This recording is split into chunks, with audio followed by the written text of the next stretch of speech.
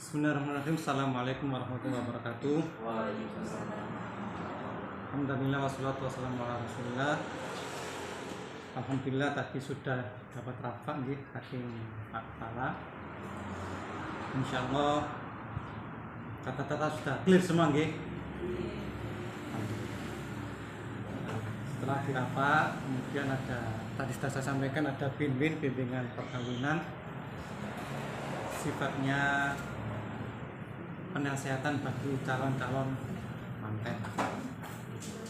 Sebelumnya tentu kami mengucapkan selamat walaupun belum menikah, selamat.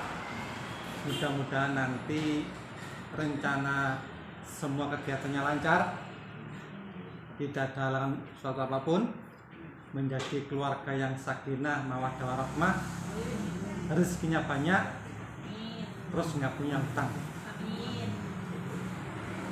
Tak setuju Pak nggih? Mboten nggak ada utang nggih?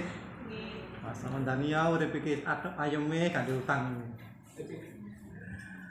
Nah, bimbingan perkawinan itu arahnya adalah ingin memberikan gambaran bahwa yang namanya rumah tangga itu tidak selalu mulus.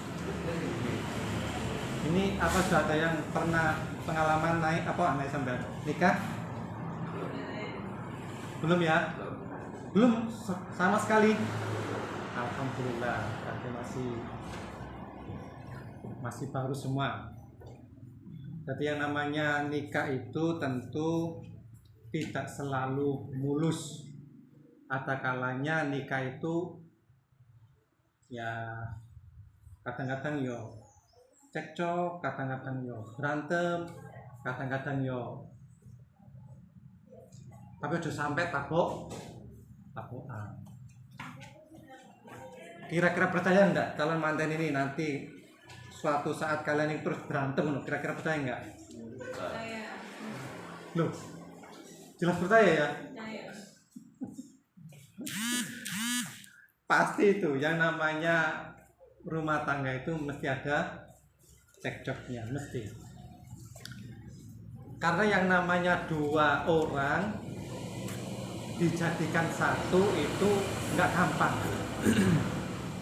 Satu orang punya pikiran yang beda-beda, kemudian dijadikan satu rumah seumur hidup, nah itu tidak gampang. Mesti ada kalanya berbeda pendapat. Sing siji nanti kalau punya anak ya umpamanya, yang satu pengen anaknya di SD, yang satu pengennya di madrasah, kira-kira tukaran apa boten? Mungkin enggak tukaran, berpotensi gitu. Enggak, aku pengen anakku nang madrasah ben ono agamae sing siji. Enggak, saiki ku zaman modern, kudu ilmu umumnya sing ditemeni. Mesti bos tadi sing siji karena pas-pasan, umpamanya uangnya pas-pasan. Sing siji pengen mangan nang hotel, sing siji pengen nang warung. Arang-arang ya nang hotel, restoran. Sing siji ndak imat warung wae ndak, pokoknya nang hotel ndak, mesti itu lagi urusan sepele. Ono mana sepele mana? Kira-kira apa ya sing sepele terus berantem ngono? Kira-kira apa? Apa Mas? Umpamane.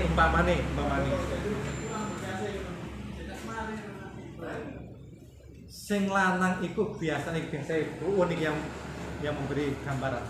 Umpamane yang lanang, yang laki-laki itu habis mandi, terus handuke iku diseleng ngene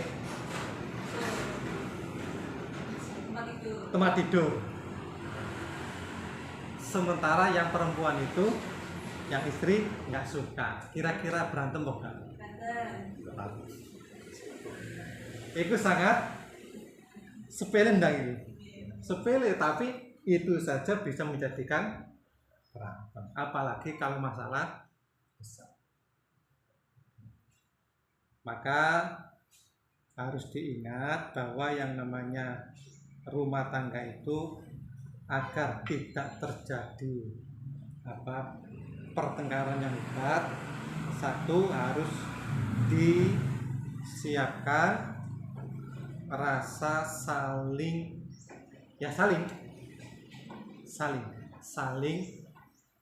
mempercayai, saling menghargai, saling mengingatkan, saling memberi masukan, saling saling ini harus dikembangkan, saling ngalah. Contoh, yang laki-laki suka masakan pedes, yang perempuan nggak suka. Nek masak pedes engko sing wedok gak makan, nek masak nggak pedes sing lanang nggak nyacak. Gini mau betul. Maka harus tengah-tengah. Yo ono pedese, yo ono pedese. Sing lanang yo nerima. Oh iya bojoku gak seneng pedes. Wis gak apa-apa. Mengalah, saling mengalah. Nah itu, saling mengalah. Yang kedua yang perlu saya sampaikan, ketika kalian itu sudah qabiltu nikah, maka kalian sudah keluarga baru. Kalau sudah keluarga baru, maka semua yang namanya urusan keluarga selesaikan urus sendiri berdua. Kalau ada masalah, jangan gampang-gampang mengadu kepada orang lain, termasuk juga orang tua. Ngoten nggih, Pak nggih. Setuju ngoten lho, Pak? Dimbarno mawon nggih. Putra-putrine nggih. Kersane wis percaya wong anake iki wis dewasa ngoten nggih. Tapi kalian juga begitu.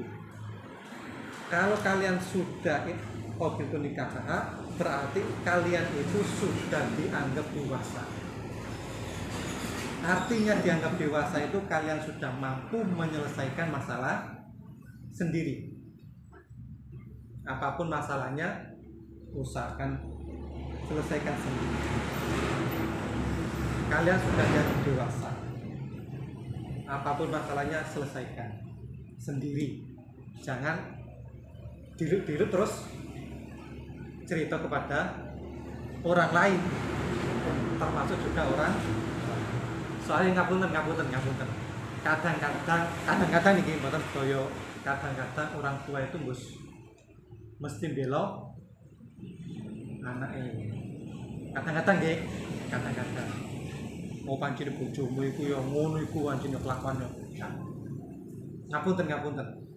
Kalau ini yang terjadi kan emosi anak kan semakin memuncak. Enggak malah menyelesaikan masalah, tambah bikin masalah. Jadi itu. Yang pertama saling, yang kedua selesaikan urusan sendiri. Yang ketiga yang perlu saya sampaikan, karena tadi dipesan nggak banyak-banyak, stunting itu negara kita sangat konsen memberantas stunting. Nanti kalian pasti suatu saat punya anak. Lah pengen anak toh? Napa mboten pengen? Napa ditunda? Mboten nggih, enggak usah ditunda ya. Langsung ya. Langsung aja, enggak usah ditunda. Khawatirnya kok ditunda malah kebablasan. Banyak tetangga itu awalnya menunda terus KB akhirnya bablas sampai tua nggak punya. Sebaiknya langsung aja. Rezeki insyaallah ono wae dalan. Suatu saat kalian pasti akan punya anak. Nah, anak itu pemerintah kampanye kemana-mana harus bebas stunting. Stunting itu berarti pertumbuhan anak tidak baik, tidak normal. Tinggi badan anak tidak normal pada usia umumnya. Tandanya yang paling gampang itu adalah anak itu berat badannya turun.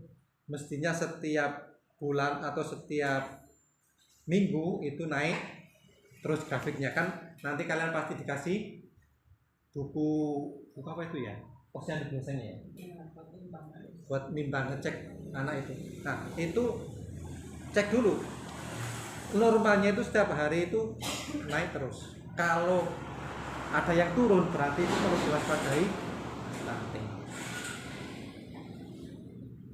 Maka pemerintah kemudian menyarankan orang-orang tua itu, terutama orang tua muda, itu gizinya harus tercukupi. Dimulai dari hamil, menyusui, makannya harus banyak. Ojo sampai tarak. Sana tarak tangan kini Bu. Kano ya, tarak mesti tarak tak.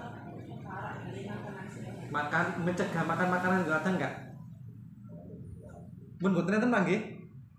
Napa tesenten?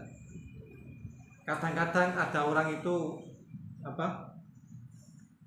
hamil nggak boleh makan ini, nggak boleh ini. Nggak usah begitu ya, dia los saya makan. Iya. Makan dok. Masih muda, bebas kolesterol. Bahas kolesterol itu nanti kalau sudah 35 ke atas, 40. Kalau masih muda itu antrai ya. Nanti saja bahas kolesterol itu. Yang penting itu banyak gizi. Jadi tandanya stunting itu adalah tadi itu. Pertama, anak berat badannya turun. Kemudian penyebabnya adalah jelas kurang gizi. Yang kedua, penyebab yang menyebabkan stunting adalah rokok. Rokok itu juga bisa menyebabkan tapu-tapuan itu apa? Ngerokok tak?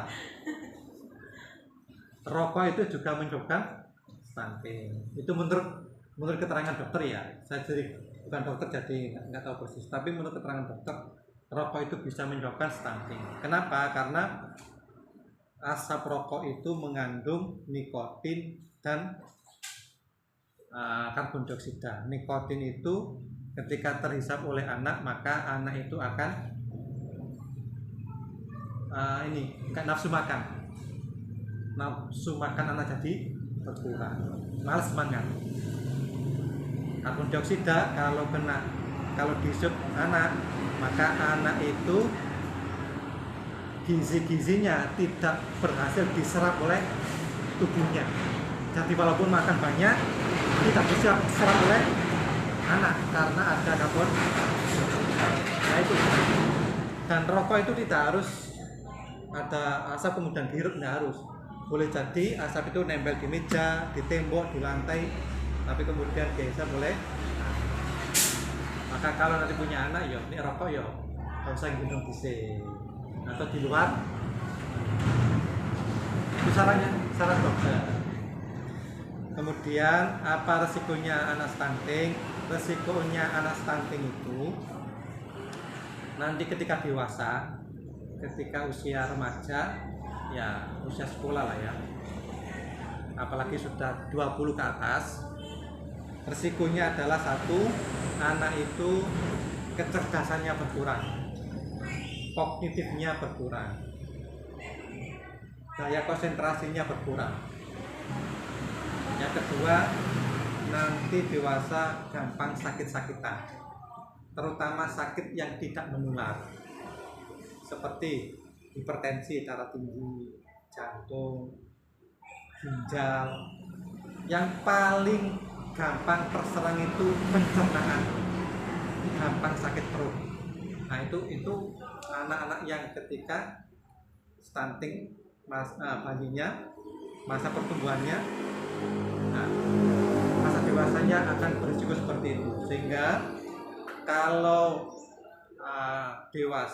kalau anak stunting dewasanya itu tentu akan mengakibatkan turunnya kualitas hidup, gitu. Karena sakit-sakit kan otomatis kan nggak bisa kerja maksimal. Karena dia kecerdasannya berkurang, tentu prestasinya di sekolah juga berkurang. Mencari kerja juga pilih-pilih karena fisiknya tidak kuat, sakit-sakitan. Apalagi ketika sudah sering kena sakit perut. Nah, tentu ini perlu kita hindari. Maka sangat penting disadari bahwa dari kecil anak harus dikasih gizi yang cukup. Ojo kakek dikei mie instan, bakso, seblak, apa maneh, mie gobios, apa maneh, hamburger, hotdog, kebab, itu makanan-makanan bagus atau enak tapi gizinya kurang. Dikurangi. Yo mie ayam yo paling nggak 1 minggu sekali atau 1 bulan sekali. Arang-arang wae. Saya kira itu bimbingan perkawinan pada siang hari ini. Barangkali ada tambahanku untuk cukup ya. Sudah siang. Kita tutup dengan doa kafaratul majelis. Subhanallah, kurang lebihnya mohon maaf. Assalamualaikum warahmatullahi wabarakatuh. Sakat langsung, monggo.